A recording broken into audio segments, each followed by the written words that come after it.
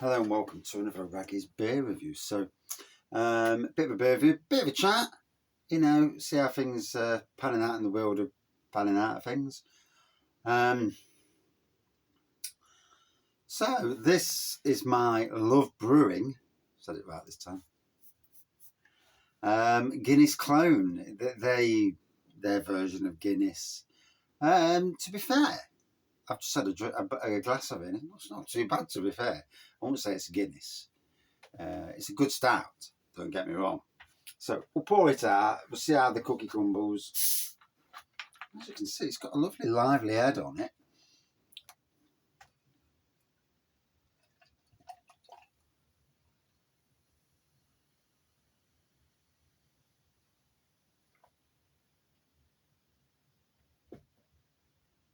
So as we can see, put the cap down somewhere. Get the magnifying glass out for the cap. As we can see, it's a lovely neon black pour with slightly that's off-white head.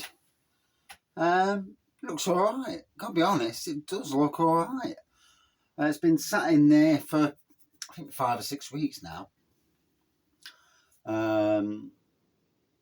Yeah, because I brewed it a week or so. I think I brewed it about a week before we went on holiday. And it's been a few weeks now since we've been back. I ain't got a clue what the dates are. So I think 5 or 6 weeks. So it's about 5 or 6 weeks maturing. As we can see, it looks okay.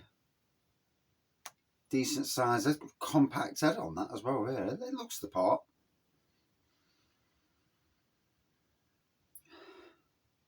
Coffee, chocolate on the nose. Subtle, super subtle.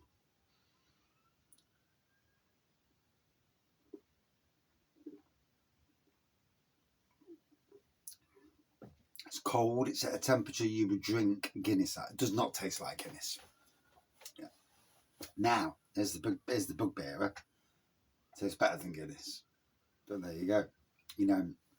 If you're looking for an absolute clone of Guinness, then that is not a clone of Guinness. However, it is a decent stout that in some form kind of replicates Guinness, when it looks at least. But it's got a bit more to it. It's more closer actually to Brewdog's Black Art, Jet Art, whatever you call it these days. It's a bit like that. So in some ways, depending on how you brew it, I mean, as you can see, it's carbonated nicely. Certainly looks the part. It's holding the head really well. So yeah, pretty decent on that. And give it a bit of time to breathe, as you do.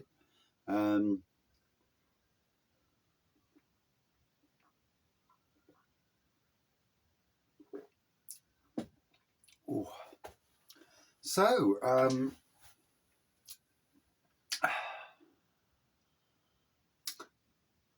today, been a good day at work, I'll be honest. Took a load of plant, started off today clearing the leaves and that, and because we're having a load of new 20 tonne of gravel put down on the pathways, on the driveway at the Cockcliffe site, and I don't think it'll stay clear for long, but hey ho. Didn't seem that level when I went and I drove out. But hey ho, that time of the year it's going to get mudded up to high heaven very quickly. I don't see it lasting clean for that long, especially when some big chuffing dustbin lorry comes in and flattens it out. But who am I to I'm not the one in charge spending the pennies. It definitely needs, because it gets compacted to something ridiculous. But what I did do is go home and took a load of plants to work that I've harvested from both my garden and a garden that I worked on yesterday. And I've done got a dahlia bed that we've cut down at work, and I'm planting, but I had to weed it first on my hands and knees at this time of the year, all good fun. I had to hand weed it all, get rid of the weeds, plant lavenders. So I've got little baby lavenders that I've planted. And because it's a drain off for the cesspit, thank God it don't smell on your hands. Although I wouldn't want to eat something and not wash my hands first, let's put it that way. And yeah, so I planted the lavenders, split some daisies, like Michaelmas daisies or some form of daisies, planted them through it, and then planted a load of Michaelmas daisies in another bed on the edge, and cracking day, to be fair. And you know, for my mental health, it's great to just carry on doing positive. I see things that wind me up all the time. I do. You know, these little things. Every time you walk in and you see people just stood there talking, and it's like, they're doing any work. But it's not for me to say anything, you know. It's as much as things annoy me, not only, you know, in a work setting, other settings as well, and as much as things annoy me, you know, that's sitting back and thinking, do what you fucking like, you do what you like, you know. If you get caught, then, you know, it's up to you. Or if people, you know, I mean, in jobs there's performance schedules and things like that, and I'm sure that you know, whatever glasses we're wearing, you know, I've seen it before over the years where people have got away with absolute murder, and then the bosses come to me and say, oh, have you done this, have you done that? And I thought, go and ask them if they fucking done it, you know. And I do twice as much as them. I know I do, they know we do. And but like most places, the bosses will put on the ones that do the work because to try and get a bit more work out of them, to appease the ones that don't bloody do the work. It's a sad fact, that is, you know. And then what really annoys you is when some of these people that don't do the work want more money, and it's like, don't matter what job you're in, the productivity's very low. But it's that time of the year, talking about mental health, it's that time of the year. And, you know, I absolutely still suffer with anxiety, sometimes a bit of depression, sometimes get stressed about stuff. What with the issues with cars this year, you know, fucking hell, it's been awful. The build up to the wedding as well was very stressful, paying for stuff, looking at the year ahead and how the hell are we going to pay for all this stuff? I've worked like an absolute Trojan this year. I really have. I've worked harder than I've ever worked. And that's not, you know, not bullying, you know, it is bullshitting. But it certainly is. And then there's days when, like most people, I'll be absolutely honest, that having a beer is good for me. It helps me chill down. The beer reviews help me. Catching up on social media can be very stressful. I tend not now to take any notice of what anybody says on social media. If it's a negative comment, like, oh, this bloke waffles on, I'm like, well, don't fucking watch me then. You know, go somewhere else. No one's paying anybody to watch anybody's beer reviews, are they, in the grand scheme of things? Those sort of beer reviews, I mean, if you look at a beer review and it's 15 minutes, then they're obviously waffling. You know, if a beer review is 3 minutes or 1 minute, if it's a 1 minute beer review, it's obviously just going to be bish bash bosh. There you go. Move on. And if it's a 4 minute beer review, you'll get so much of it, but you may miss where the air gets to the beer, obviously. You know, after 15 minutes, you'll get some difference. There's beer reviews and that, you know, they're so different. And there's no right or wrong in that respect. And it's up to people who they watch and who they don't watch, you know. Some of us aren't so lucky that we've been put on national TV and looked after by a load of breweries. And that, so some of us have to go to work, you know, and earn the money to do beer reviews. And sometimes, I mean, I've been lucky this year. There's been a few gifts come my way from people, and it's ever so kind. But yeah, talking about mental health, it's a tough time of the year. for anybody who is suffering from mental health, drinking beer can both be good and it can also be the nemesis. You know, I drink beer, obviously, and quite bloody obvious, but there you go. But obviously, you know, 1 or 2 beers is good, but waking up in the morning and not feeling great is not great. You know, if I've overdone it, if I've drank an imperial stout and then, you know, regretted it the next day, these things do happen. And I mean, this morning, to be fair, I had hardly any sleep last night, but I only had I think it was 2 beers, so I actually was in good fettle last night. This morning rather. But there are mornings when anxiety and a slight hangover combine together to make you feel shit, and it's that. You know, I try not to worry about people guilt tripping you these days, because you do get it. You know, oh, you shouldn't drink this, you shouldn't drink that. Yeah, get off your cigarettes before you tell me anything.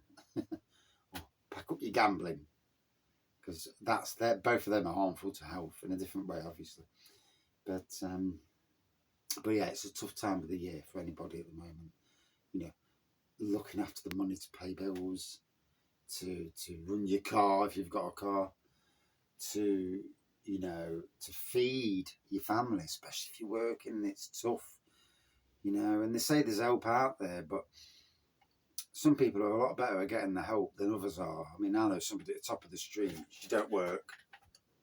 She's drinking 3 times as much as I'm drinking, if not more. Rides around in the 22 reg car, and you look and you think, how the hell have you doing this?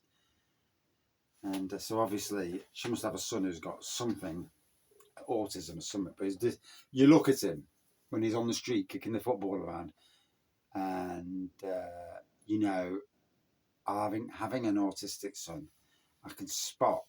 You know, I know someone with severe autism. You can see it a mile off. Mild autism, yeah, maybe not. You can't see it so much. But I look at him and I look at my son, and I think you'll know more than what my son is. And yeah, it's amazing that some people have got the system rigged so amazingly and get so much help. And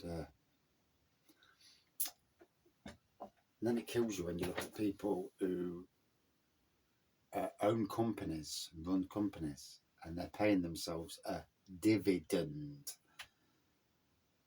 So they pay themselves a minimal thing. So they're not paying tax, basically. They'll pay themselves £100 a week, pay little to no tax. They'll claim it all back through through whatever means. And then they'll pay themselves something at the end of every month, as, you know, and it's just the rich looking after the rich, isn't it? You know, everybody who pays normal pay as you earn is absolutely robbed when you look at what a lot of the self-employed are doing, and certainly rich people. You know, it's so absolutely fucking annoying. Yeah, if everyone paid the same amount of tax, and the country would be in a much, much better state of affairs. So the rich have only got themselves to blame for that. You know, work the poor, work them hard, so that you can have a nice life, you know, on your 6 holidays a year, while the poor struggling to make ends meet. It's a ridiculous society.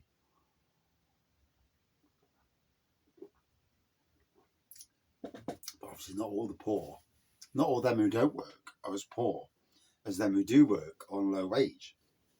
Because obviously, you know, some people are that good at fiddling the system, like one across the road, one at the top of the street, down the street. They never go to work. They drive around in cars, and it's like, how can you afford a car when that one's got a car for a disability? for the son who's not disabled. These down here, they've got a disabled sticker in the car, but they're running around in a banger. Two of them have got caravans, and it's like, for fuck's sakes, you know, the world's a strange world. And then you look at the wars in the world as well, what's going on in Ukraine and Russia. I mean, that just, to me, it just seems to be a bit of a stalemate at the moment.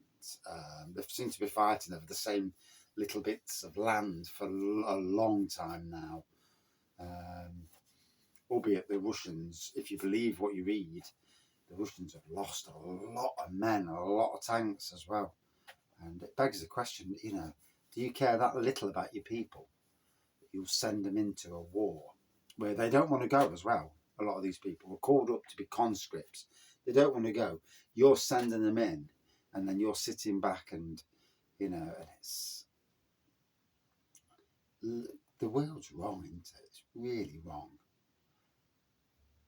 And, I mean, as much as you want to stick up for your country, you don't want to stick up for somebody who wants to, a warmonger.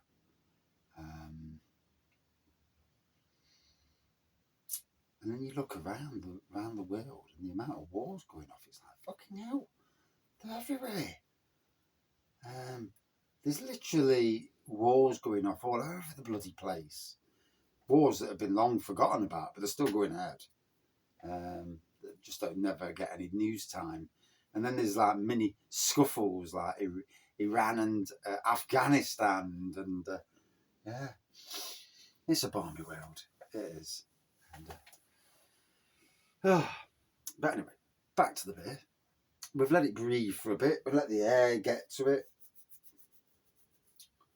Oh, I've just looked, and I've got my little Trappist beers. I must sample one or two of them this week and do some La Trappe beer reviews with that stonking bloody glass that comes with it. It's right, massive glass. It's got the biggest head on it you've ever seen. Better put that in the dishwasher. Right, now the air's got to it. Big licorice aroma. Yeah, really smell licorice now. It was like coffee and chocolate earlier, but licorice has become the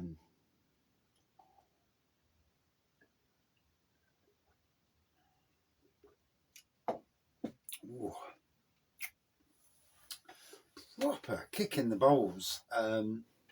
Licorice on that. Earthy as well. For a homebrew stout that's £1 a pint, it delivers a beer that would sit in any pub on cask. Be a bit warmer as well. That's more keg temperature in here, even though it's 10 degrees in here today. It's like sunny. It's like really warm. It's more burning. God, that's not my shed. I'd cry. I'm literally wow. Oh, we're just about 11 days away now before the live start.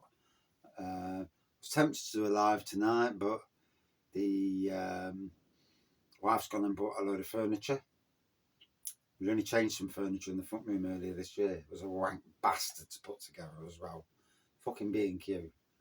Somebody at B&Q needs to redo the computer machines, because you can't cut wood for shit. I had to shave off wood on a fucking on a shelf because it was cockeyed.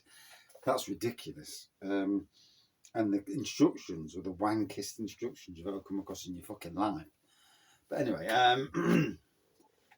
so it's like a live review, but I'm not interacting with people because I'm actually talking and I don't give a shit. That's the good thing about homebrew, though. When it comes to homebrew, who am I pleasing? I'm pleasing no fucker. I'm pleasing myself. And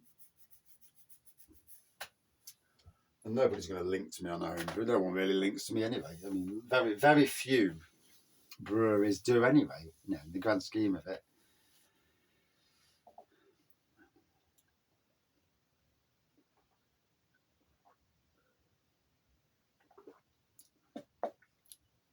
not sure if a lot of breweries link to a lot of beer reviews, if I'm being honest.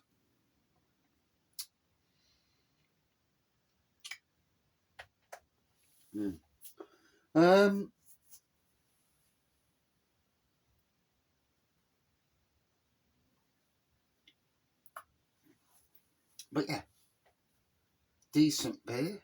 I'm happy with the kit. It was easy to follow. Could you play around with this? Yes. I think this would be an interesting core kit. The only thing is, this kit is 23 quid. St. Peter's is 2022. St. Peter's is a damn sight easier to brew. The cream stout, for me, is a better stout than this. So if I'm thinking of playing around with the kits with essences, coffee, whatever, I would rather use the cream stout than this. I suppose literally they're about the same price when you think per pint, because one's 22 quid, and one's 24 quid, but one's 40 and one's 36. So yeah. So did it work okay? Yeah, I think it's turned out to be a decent beer, to be honest. I'm happy with how it's turned out. It's not a Guinness clone, no, nowhere near. But it's got taste that Guinness hasn't. So whilst Guinness is quite a entry level, very much an entry level stout into the world of stouts. It is, you know. All you Guinness fans out there, oh, I love Guinness. Yeah, but it is entry level. I've drank Guinness most of my life. Before I even drank a real ale, I was drinking Guinness. So, you know, and for me, the best Guinnesses are the foreign extras or the West Indies Porter. Now they are decent. I've got a West Indies Porter somewhere here. Sat here. That batters standard Guinness. Absolutely batters. Batters it. Slaps its fucking bits in its face and goes, yeah, you fucker. You know, it is what it is. And then you see the Guinness people with these like nitro surges. It still winds me up how pissy people got over that. Oh, well, that Guinness pour isn't a nitro. Does it fucking matter? I mean, really? No, it doesn't. And proper wanky beer review, you know. No P's and Q's. Yeah. I just fucking talk it, and we'll get any abuse back tomorrow or whenever the beer review goes up. Today is Monday. This might well go up tonight if I can get it uploaded quick enough.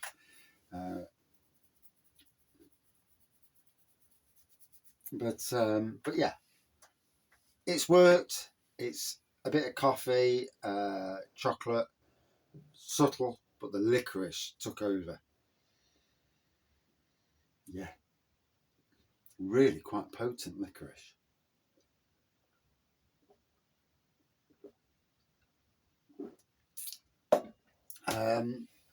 Will I brew it again? No. For the price, I think I'd rather stick to the St. Peter's.